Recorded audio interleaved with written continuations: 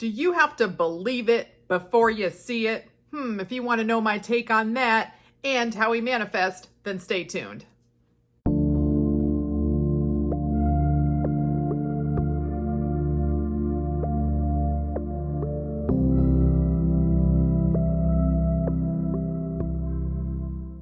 Hello, everyone, and welcome to another rousing episode of Spilling the Tea Tuesday. My name is Flossie, and I am the funniest, wittiest mindset coach, as well as your OG hype you up rampage queen here on YouTube. If you would like one-on-one coaching with me, links will be in the description box below, as well as links to my brand new boot camp, because the GYS, Get Your Shiznit boot camp for August, is going to start soon, so you can go ahead and join, get a head start on getting clear on what you want for the live class. It's going to be July 29th on Saturday here in the United States, and have a great time with that. So links for that below, as well as links to Rampage's courses, Nikki's services that she offers, all that below. And of course, the VIP group where it's a place to be, VIP place to be, where it's lit, legit, and what you get your shit, period. So if you want to join that, link below. It's like our own little mini Vegas, because whatever said there stays there. So as you know, my calendar, my favorite thing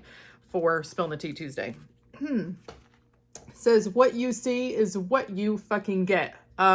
No, what you see is not what you necessarily fucking get. It's what you see up here. It's what your dominant thought is. That is what you get. What you see out here in your 3D reality, illusion might be what you're getting right now based on your old thoughts and assumptions, but it is not what you see as in hardcore facts. It's changeable, malleable by you, period. So just some 3D BS that we don't subscribe to. This says, you're a smart ass cookie, go do some shit. Yeah, go do something, as in affirm and persist to do what? Get your shit. This says, up to no fucking good. Yeah, if you're not affirming and persisting, you're up to no fucking good. Facts. And if you don't affirm and persist, what you will see from me is long live resting bitch face. That's what you'll get. That's what you'll get. Why? Because you can affirm and persist and get what you want. And then, oh, sweet Friday, you're fucking glorious. You know what's glorious? Getting your manifestations. That is what's glorious. So, excuse me, without further ado, let's get to the topic at hand, where we're wanting to know, do you have to believe it to see it? No, you don't. You don't have to believe in your affirmations or believe that you are absolutely going to get what you're manifesting in order for it to show up. So let me explain. I'm going to go on a little journey of some manifestation one-on-one and explain to you how I think that we manifest based on my experiences, what I've read, etc. So you don't have to believe that you're going to get what it is that you want to manifest. I do think that you should believe that it's possible. You should at least believe it's possible. Why? Because if you are stuck on the mindset that it is impossible, what's going to be reflected back to you, mirrored back to you? That it's impossible, right? So at least have the mindset that what you're manifesting is possible. And if you have the desire, what? Creation is already finished, which what? Means it already exists, which what? Means you just need to become the version of you that has what you want, which means you change your mindset so you can become that version, because you can't desire something that you can't have. So just that logic alone, if you need to use your logical mind, is going to tell you that it is possible, because you can't desire something that you can't have. Facts. So that's what I say about that. The other thing is that I want to get into how I think that we manifest. So we all know that we have our conscious brain, which is where we're having our thoughts. It's where, when we're having thoughts, me talking right now, I'm thinking consciously about what I'm going to say. When you are exercising your free will to choose your thoughts, you are using your conscious mind, right? Then you have the subconscious, where I think that I mentioned this in the previous video that I made about manifesting, what I explained, what is manifestation. I'll probably link that video somewhere. I always forget which corner to point to, that. But anyway, and then I always forget. But so you have your conscious mind, then your subconscious mind. Your subconscious mind, to me, that's the part of your brain that never shuts off. It runs 24/7. It controls all your bodily functions, homeostasis. You don't even have to think about it. It's just always on operation. Well, the thought is that you manifest from your subconscious. If that is where your God essence resides, your God self resides, your higher consciousness resides, is in your subconscious. But you might be wondering, how do I get what I'm thinking what I'm affirming for to go to the subconscious in order to be able to manifest. Like, how does that happen? How does the imprinting of the subconscious happen? You know, I do want to remind you while I'm making this video, because this will help you for future videos from myself and others, that words are literally just directionals. Words are signposts that we use in order to explain to you what we're trying to convey.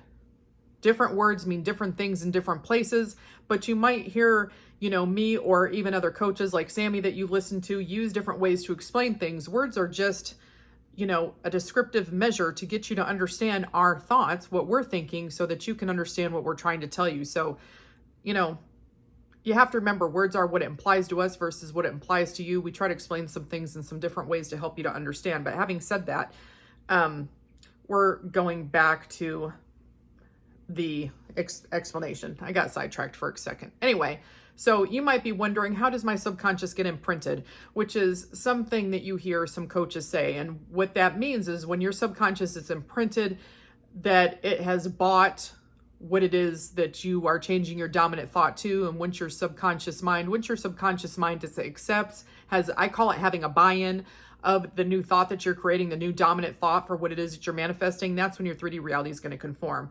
But you're probably wondering, like, how do we get to that point? What exactly is going on here? Well, let me tell you.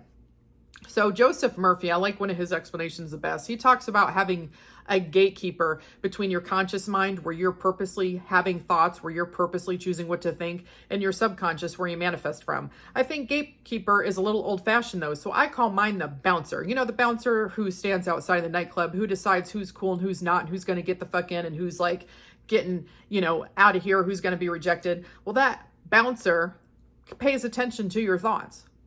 And there reaches a point when you're affirming and persisting for something, you know, if you're manifesting your specific person, or you're manifesting money, and the 3D is reflecting back to you like the polar opposite of what you're affirming, you know, it's going to take a minute for the bouncer to accept, have a buy-in that what you're affirming, I use the point of not believing that it's true, but could possibly be true. Let me explain further. So, you know, you're affirming that SP's madly in love with you. They're constantly contacting you, but you're in no contact in the 3D reality, right?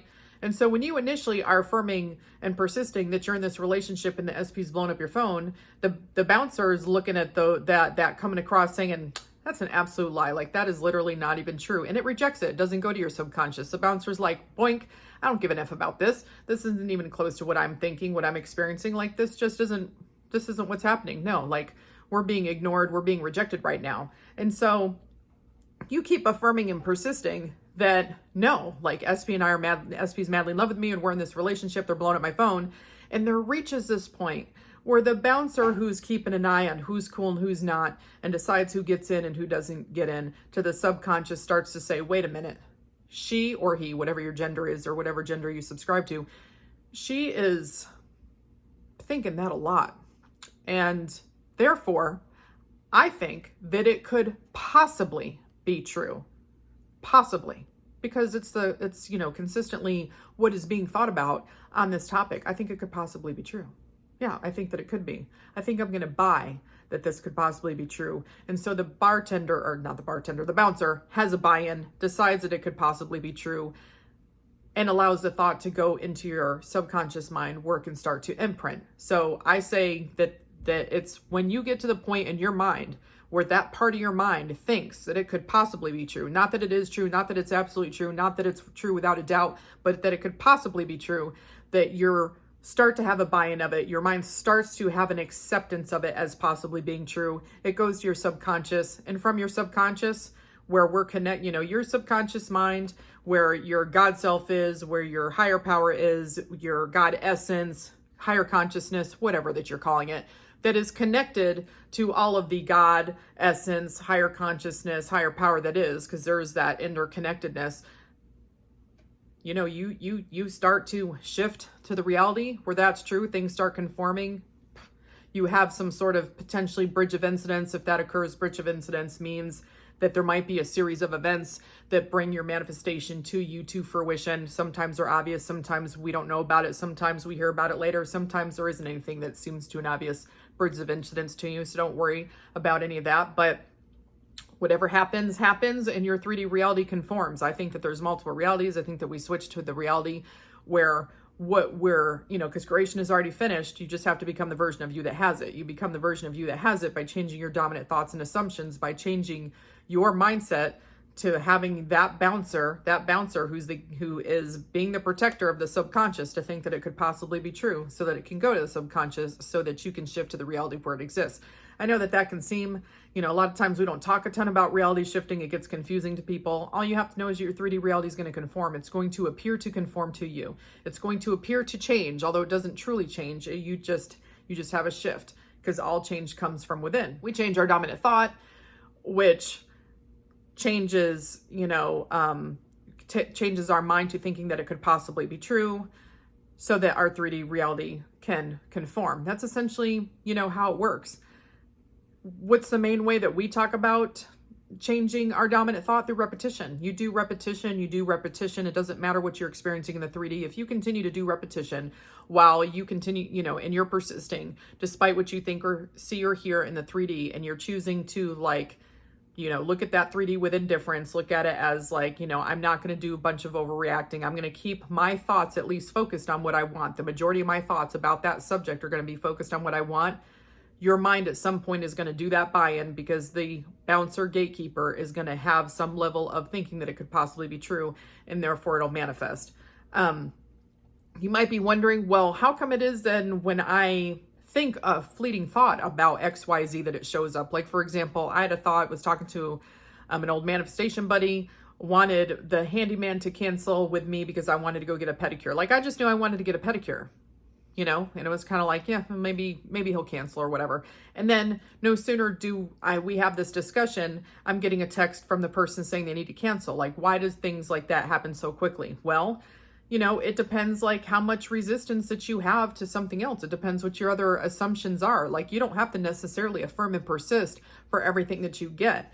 It depends how much affirming and persisting you need to do, depends on what assumptions that you have about that topic that are already hardened into fact that you need to overcome. Yeah, you may not form the assumption about whatever it is in your 3D reality until you actually see it, because, seeing it is when you'll most likely actually believe it. But you may not have, anything that's really conflicting with what you're manifesting. If you have assumptions that sometimes people cancel appointments, and then you think of a preference that involves someone canceling an appointment, and maybe you have the assumption, like I have the assumption, that I always get what I want, everything always works out for me. I'm a master of manifesting. So a lot of times I just find everything just kind of works out for me based on that assumption. That assumption alone can trump, squash these other assumptions that I might have that I don't have as strongly, if you want to look at it that way. But I don't have resistance to someone like a handyman canceling an appointment and having me go what I want. And I'd like to say that sometimes when we use a word like resistance, resistance to me, you can look at it as having doubt or a bunch of opposing thoughts. So again, words are just directionals. They're just signposts of trying to help explain things to you. So maybe when you hear someone talking about resistance and you're feeling confused, you can just think about, maybe they're just instead of saying your doubts or your bunch of opposing thoughts to that, they're saying resistance. A lot of times we feel resistance when we put too much pressure on ourselves, or we're manifesting something and we're still in the land of, I don't think that that's true. I don't even know if that's possibly true. I think it's possible, but I don't see it as true at all right now. And so when you see something as it's not going to happen, it's not possibly true, what do you usually have mirrored back to, reflected back to? That dominant thought. So I'm just trying to help you to understand manifestation a little bit better. When you affirm and persist, you get that part of your mind that is the gatekeeper between your conscious and subconscious to think that it could possibly be true. And that's how things are able to get into there, so they can imprint your subconscious, so it can manifest. Your mind just has a certain level of a buy-in or acceptance of what it is that you're saying. Doesn't mean that you believe it. Doesn't mean that you believe it to be a hardcore fact. Doesn't mean that you're this is an absolute. It just means that you're at the point, yeah, it could possibly be true. So hoping that you find this video helpful to you. You can literally affirm and persist and have anything that you want. Let's work on the assumptions that you have in your 3D reality that aren't working for you by affirming for what you do want so that you can see your 3D reality conform to what you do want to experience so that you can create the life that you want. Your thoughts create, you're the creator. Yeah, I realize that creation is already finished, but we do change our dominant thought so we can actually experience the creation that's already finished. So, you know, there you go.